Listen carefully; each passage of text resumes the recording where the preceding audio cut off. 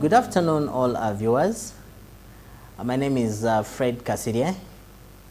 I'm the Dean Faculty of Humanities and Social Sciences at Victoria University. I am very, very happy today to interact with all of you viewers on this very unique topic, survival skills under difficult circumstances.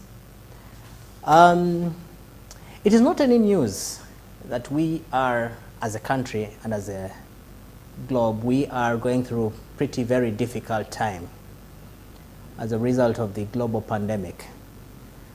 But these conditions differ in gravity, that is how big they are, and even in impact.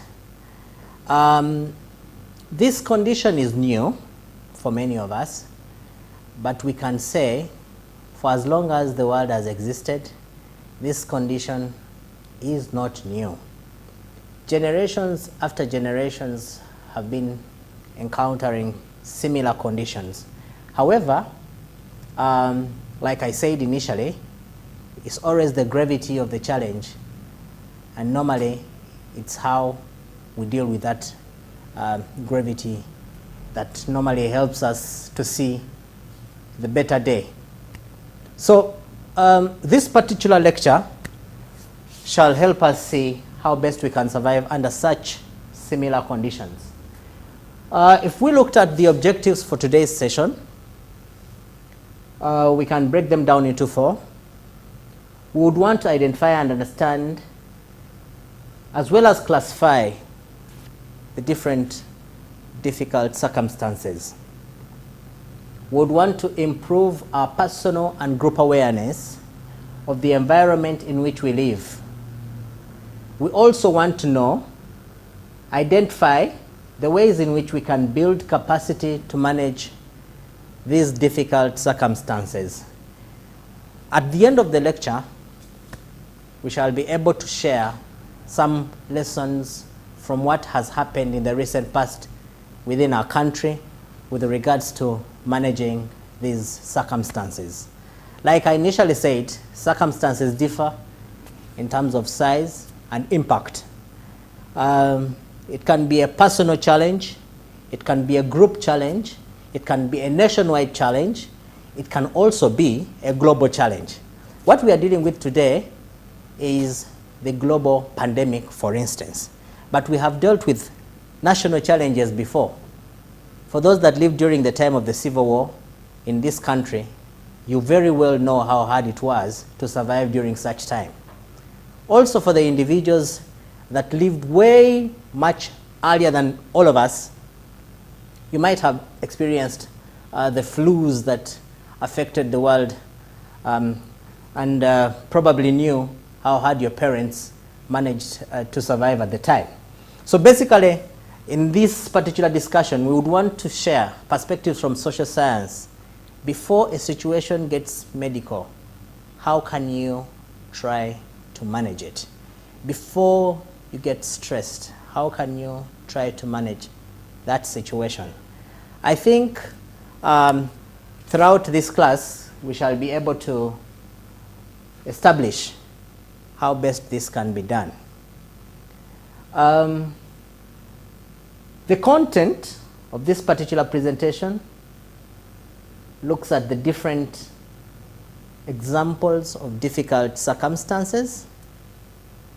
We are going to look at the universal strategies to consider in such time. And then also, I will share with you those particular necessary skills that you need to overcome such tragedies at whichever level, like I said, personal, team, group, community, national, or even international tragedies, such as the global pandemic. So let us immediately get started on the examples of the different circumstances that we might be faced with. I want to imagine that everybody is taking a quick scan through on what is available on this PowerPoint, and then also reflecting on their personal lives and saying what it is that they have gone through in the recent past. Let's take the first example, natural hazards. It's not a very common phenomena here in this country, but it is very common in Asia. It's very common in the USA. We've heard of hurricane this, hurricane that. We've heard of tsunamis. While in our country we try to politicize such scenarios, these particular natural hazards are very dangerous and they can be very detrimental to society. We've talked about mudslides, for instance, in our country. In Duda, mudslides are not anything new. We also have seen the effect of water in rainwater in terms of floods in Kasese. That is also not new. And most recently, nationwide, we have seen the rising water table, which has affected settlers close to the lake. These are categorized as natural hazards. Oftentimes, we don't plan for them, but they are bound to hit us. These circumstances come whether you have planned for them or you have not planned for them. I am sure no company at the planning session last year ever thought would be hit by a global flu. But here we are, many of us all at home and trying to see how we sustain our lives while at home. So natural hazards, epidemics, we have lived with one for a very long time.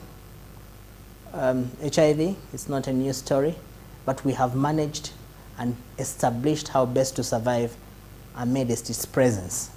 And here we are now, faced with a new challenge, COVID-19, wondering how best we can survive even when it continues to stay within our societies. So it's been a difficult challenge, but we know and we are certain that this condition can as well be managed. Through the examples we shall look at later in the session, we shall share minds on how best we can survive amidst all these challenges. One thing about epidemics or pandemics, normally these have a potential to wipe out a population. We have seen a number of cases across the world. The impact in the US, the impact in our neighborhood has been drastic. Millions are dying.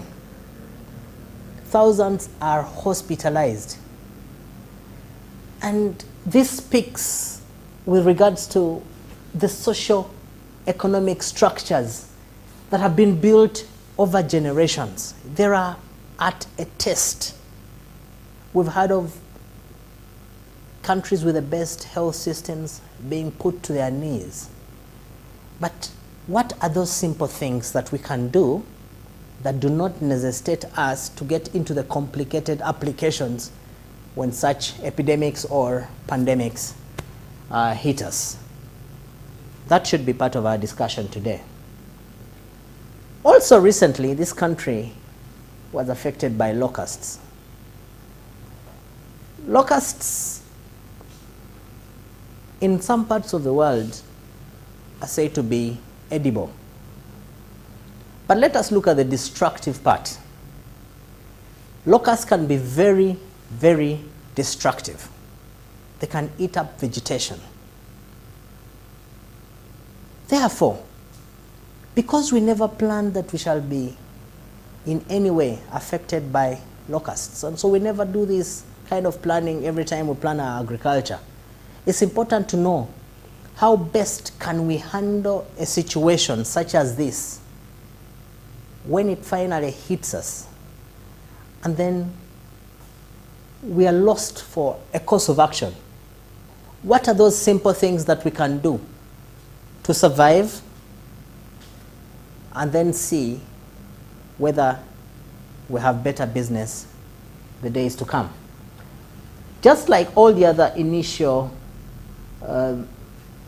circumstances that we can be faced with, locusts have the potential to destroy agriculture as a sector, making people unable to have food for generations for years, and therefore food security becomes a problem. Recession.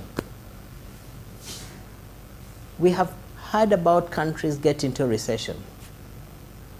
For one reason or the other, countries survive on their economics. Earning and spending is the order of the day. However, in cases where there is recession, companies re-strategize. And the first victims are the staff. Many people are laid off because companies cannot survive. This has a great impact. It causes financial stress. In some cases, it even causes loss of lives because of the uncertainty that is created. Lastly, for the examples that we would want to interface with today are some of the circumstances that we normally get ourselves into. Death is a given. Everybody shall have to pass on at some time. So how prepared are you? And how prepared are you preparing those that will live after you? Divorce, for the many people that have gone through a divorce, I'm sure this is not something that anyone would want to go through. It's walking from commitment to breaking away. It's very stressful. It could cause loss of lives. It causes a loss of a safety net. So its effects are as drastic as disappearing of a loved one. Someone you love getting lost and you do not know where this person is. It causes trauma. The uncertainty that all these circumstances cause can be very detrimental to life. So this lecture speaks volumes with regards to what it is that we can do to ensure that we go through such difficult circumstances in society, in the simple communities where we stay, without straining our budgets, without straining our livelihoods, but basically living slightly below our expected livelihood. So that marks the end of our first session. Let's go for a break. When we return, we shall be looking at the specific steps that we need to take to ensure that we survive during such difficult circumstances. Thank you for your viewership.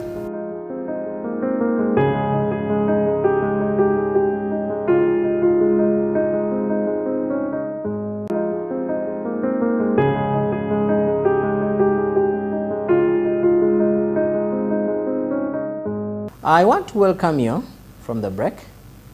If you do recall, we did try to classify circumstances that we go through in our day-to-day lives. Those that are predictable and those that are not predictable. Just to recap, we did see occurrences such as natural hazards, occurrences, situations of epidemics, locusts, recession, death, divorce, or even losing a loved one. We agreed in the earlier session that these circumstances can be very, very detrimental to a person's life. They can also be very, very destructive of society's way of life. They have everything to do with livelihood. And so, we would need to know if you are hit by any difficult circumstance, no matter the level, globally, nationwide, or even at your company. Maybe you lost a job. Maybe you lost a loved one. Maybe, probably your company is closing. These are all oftentimes unpredictable. It's very unlikely that you will have wind of any of these circumstances coming your way. But here is what you need to do. Everybody shall tell you, stay composed. Yes, stay composed is the first rule. Whenever you're faced with shock, stay composed, stay focused. But at a personal level, do an assessment. Understand what it is exactly that has hit you. In this particular case, each of our households, each of our companies, each of our community members should be able to appreciate what it is that COVID-19, for instance, brings to the world. The impact it has caused many,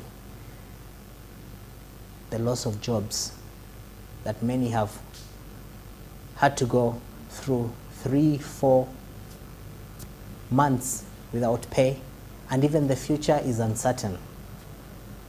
The closure of business.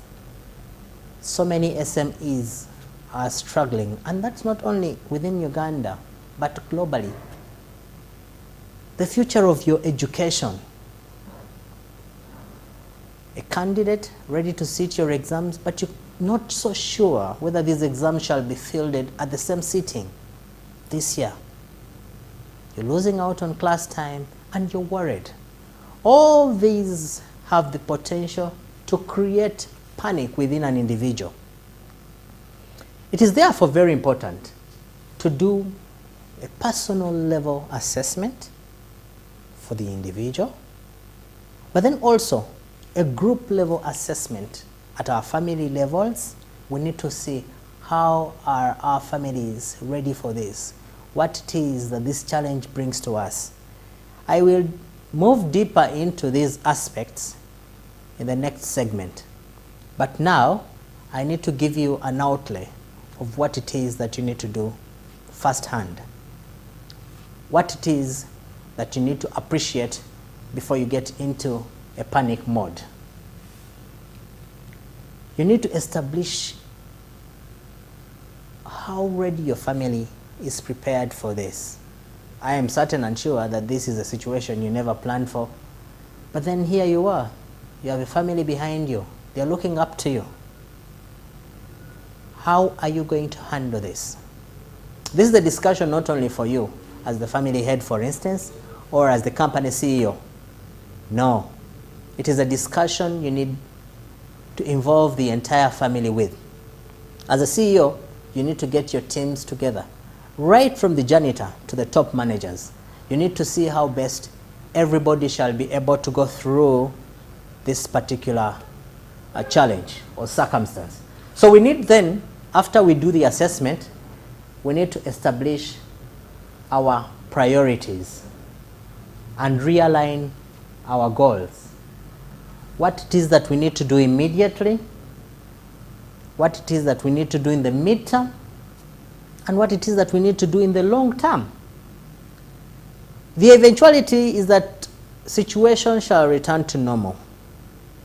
But it is important for you to establish, under these turbulent times, what it is that you can do to survive. That is the key word, to survive. Asked to stay away from business, stay home for 14 days, 21 days, another 14, and another 21, however long it might take. There are basics that need to go on. You must feed as a family. That's just minimum. It's essential. It's basic. But you need to plan for that too. You need to set your priorities right. What do you want to do in this difficult time that shall not throw you off balance? That should be the discussion.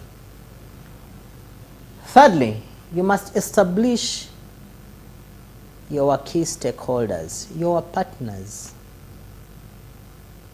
At a company level, a company needs to establish those horizontal and vertical partners with whom they have to do business together, amidst these very trying times. For instance, if I am an education institution, I have contracted suppliers for a school term.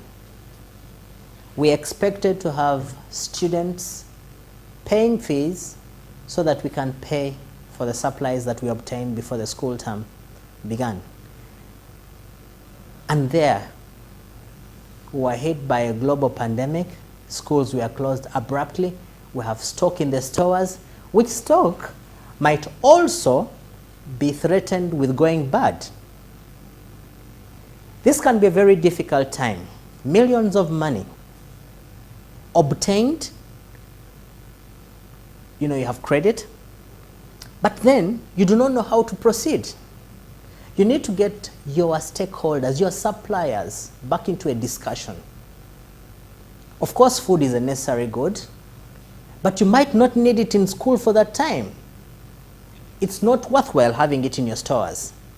It's therefore important that you get the stakeholders back into a discussion, establish how best this stock can probably be taken away, have an understanding. That stock can then be used in a different way, probably sold out, so that individuals out there that are getting hungry can be able to survive on this stock that is still good for use before it actually perishes. These are the discussions we are looking at.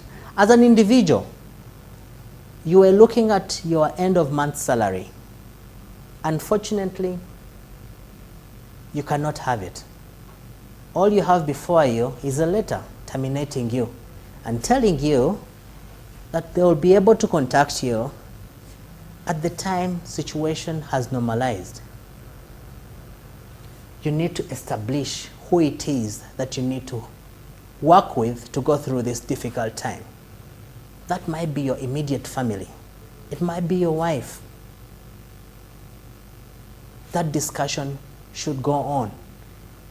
And this teaches us that in everything that we do in life, everybody needs close associates. Everybody needs partners. Everybody needs people to work with. You cannot be an island. So it is very important that you identify the partners with whom you will walk this journey. Not only as a recipient, but also show what it is that you give back. If you are settling home, for instance, at your parents' home, and for one reason or the other it's going to be a burden to the family, especially with regards to feeding, it's important that you start looking at how best you can help the situation with regards to helping out on providing for the family that you might be a burden to. It's a give and take, and it's a give and take for everybody at whichever level. Governments are grappling. Loans are being taken out. But governments also have to think how to give and how best they can get. By giving, you might see, for instance, Government of Uganda recently rolled out a campaign to ensure that those hard-pressed communities obtain at least some food. That campaign is still ongoing. These are the stakeholders we talk about. Government without people cannot exist. So it's only important that at this difficult time, government starts to see how best to support its people that are hard hit in these kinds of circumstances. Then a very critical step you must take so that you do not fumble is develop an immediate recovery plan.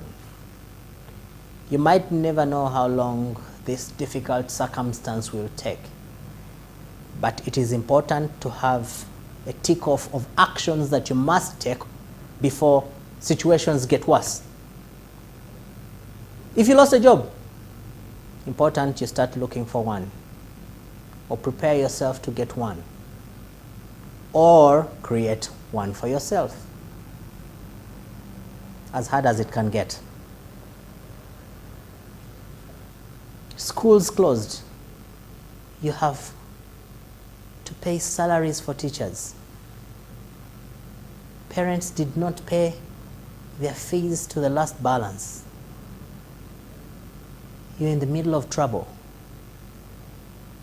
How do you handle this? Immediately, how do you handle this? Midterm, how do you handle this? In the long term, have a discussion. Don't let this stress kill you. As a manager, as an individual in a company, do not let it kill you. Do not let it stress you to the point of escaping from your community. Have a discussion and establish a roadmap. Of course, in this matter, you must have a history of trust, because you must be able to put action to every word that you say. What social science teaches us is that we cannot live without our societies. We cannot live without people. And all these first steps are very predominant in social work, in social science practice. In the field of arts, people are everything. People are solutions to everything. Therefore, we advise that even in difficult circumstances, it's people first. It's people first, then the rest shall follow. I want to thank you all for having tuned in for our second segment of this class. We can now head out for a break. After the break, we shall look at the specific actions and what is involved in those different actions with regards to the first steps that we need to take, such that we have a complete idea of how to go through such difficult circumstances. Thank you for viewing.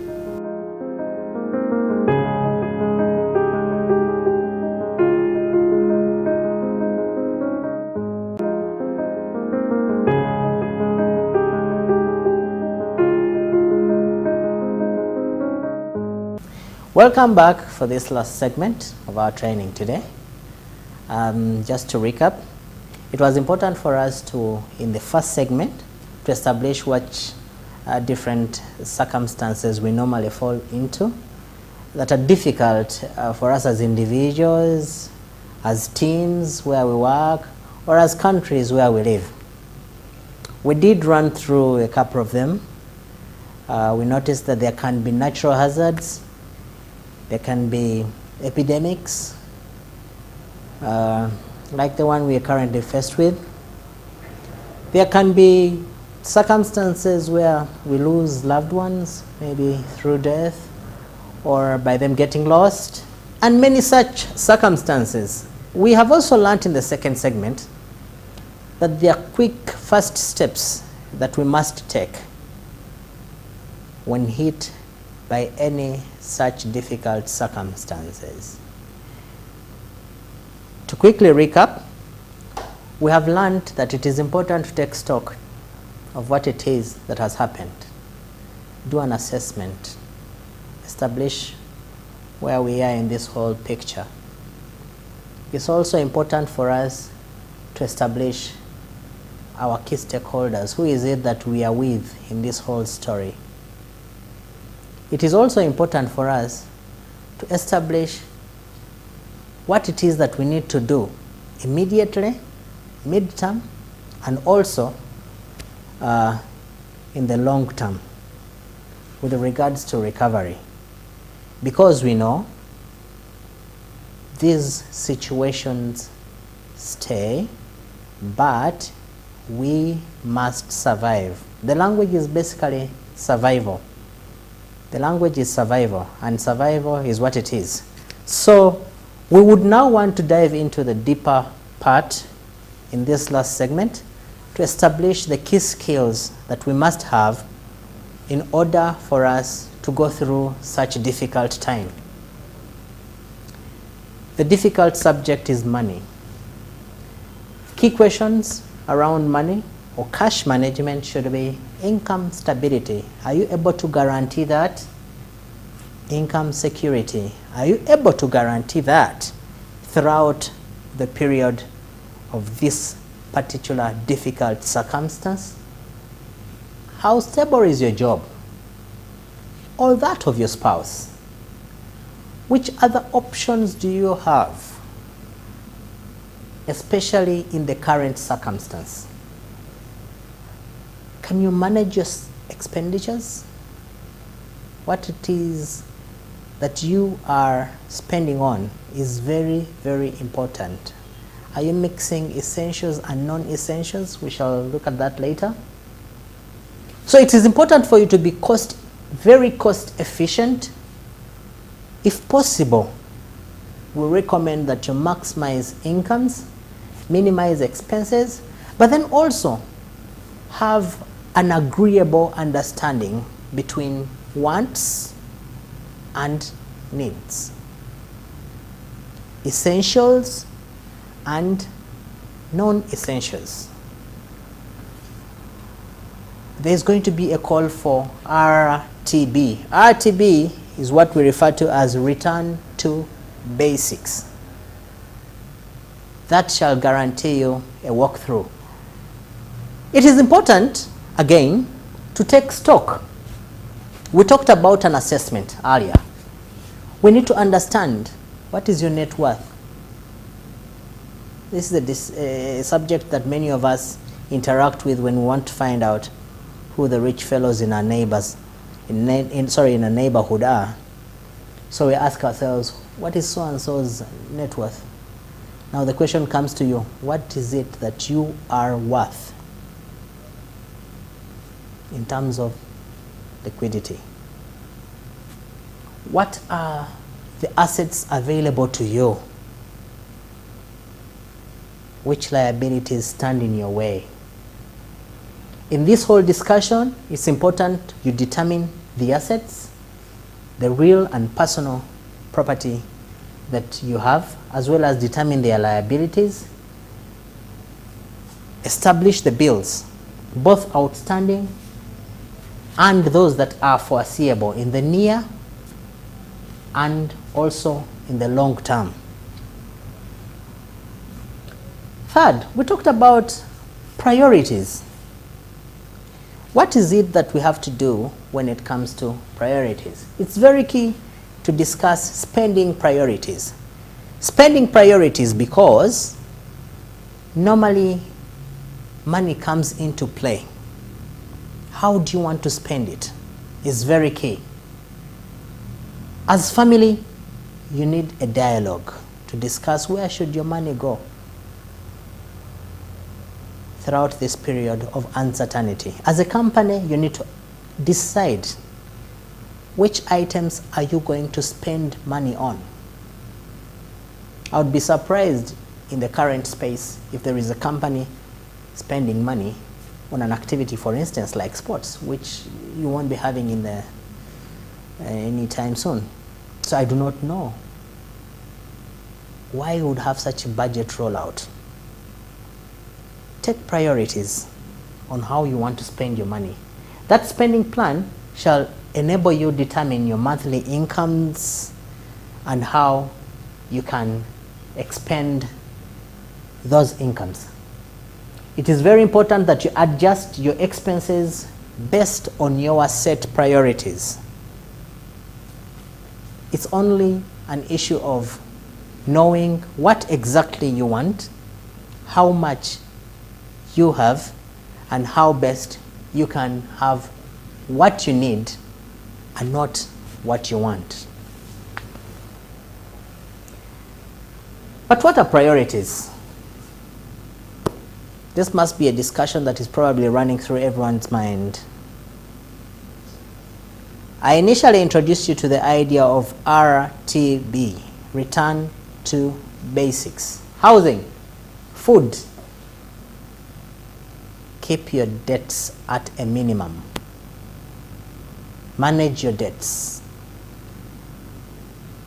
Entertainment. It's surprising to know that entertainment is a priority. We all know of the old saying that all work without play makes Jack a dull boy.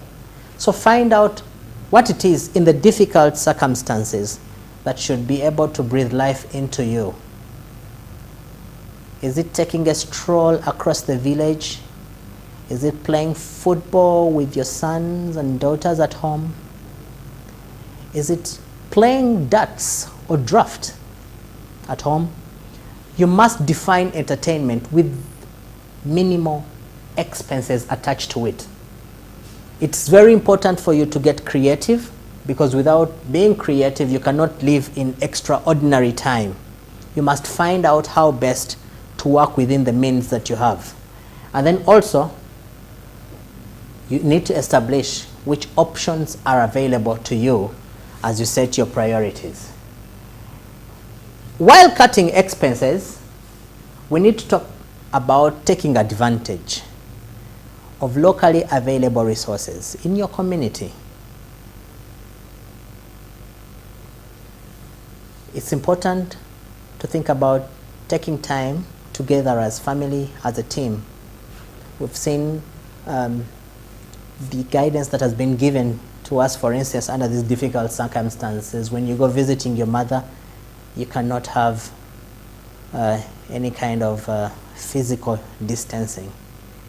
Unfortunately, the coined word has been social distancing, but social distancing, as social scientists, we discourage this, because in many ways it means that societies cannot plan together, work together, but we believe that it is the physical distancing that should be heavily promoted, for instance, under these difficult circumstances. When you visit your mother, you are embracing physical distancing, but also ensuring that social distancing is not thrown away. You need to go out and do exercises in the local community. I earlier on alluded to that. You need to take advantage of free programs that are offered through the internet to grow yourself and your capacity, to ensure that you're not still. When the jobs finally open up, they'll not be looking out for dull individuals. They'll be looking up for sharp individuals, those individuals that enabled the company survive through the hard time. So were you one of them? How did you do that? Did you use any online resources to tool yourself? Did you exhibit a new skill? Or did you go on holiday and say, well, it's been long since I had a holiday, now let the company pay for me? Those conditions are not the normal. So you have to act out of the normal. If you are at home, to get involved in home duties is just the next to the new common. Don't look at it as an extra task. Find reason to belong to family, bake together, cook together, read stories to your little ones. This you can even do for your workmates. I would want to see many more CEOs make those phone calls to their staff and assuring them that all will be well, sharing perspectives, company visions, and letting them know that we are in this together. It's a journey that nobody can walk alone, so teamwork is very key. When you are setting up a spending plan, these are the things that you need to look out for. Track expenses of the previous months. Where were you spending money? You need to have everybody to participate. At the family level, everybody should be on board, even your children, because children know better than anybody else how best to survive in difficult circumstances. Explain to them why they won't be having ice cream every day. Explain to them. This does not mean that daddy does not want to buy you ice cream. but probably the conditions do not allow. And the little that we have at home should be spent on essentials. It's either ice cream or dinner. And so the options must be cut out. So let the children learn in their own language. This should be distilled down to them. You must also determine the income you have from all the sources within the family setup. Collectivity. Finding out what your wife earns or what your husband earns, and then within this difficult time, planning for those resources together can give you an advantage over those many families that are suffering. At the company level, it's important to establish which resources you have and establish how best these resources can be put to the best abilities. But as you spend, please have a diary, and then also distinguish between the variable spending areas. So cutting expenses is very important, like we have discussed.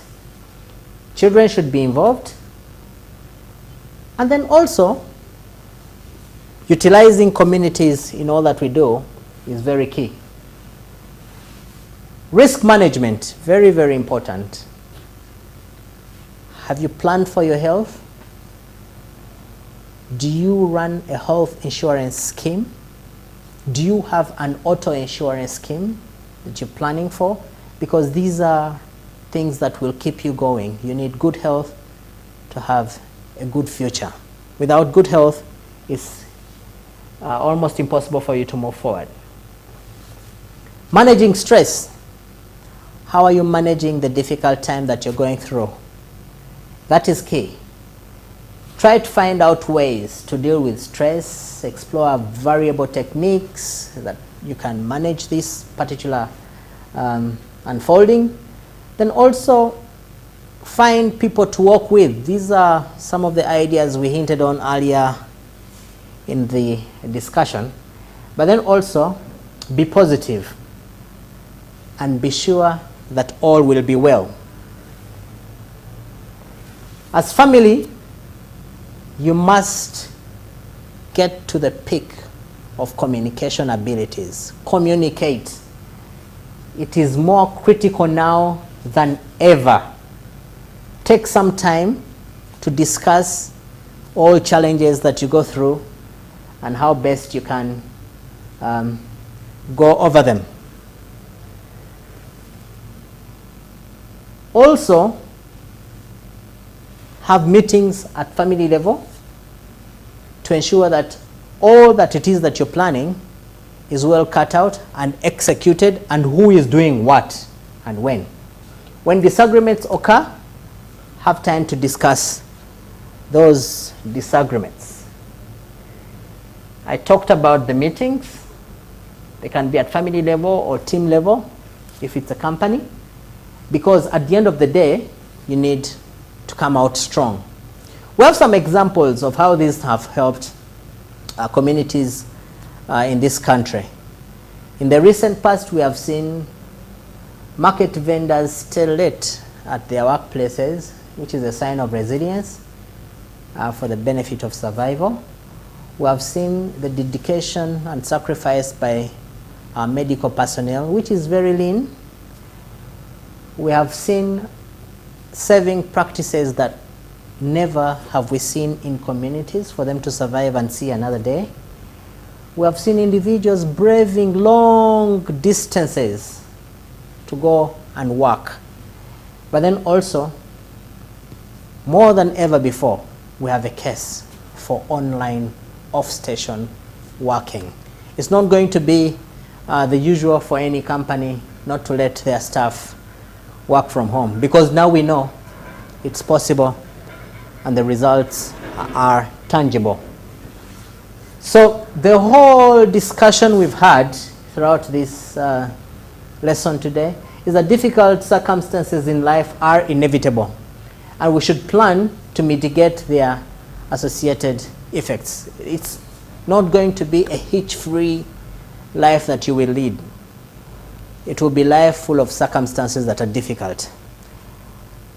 I want to thank you all for attending to this particular class.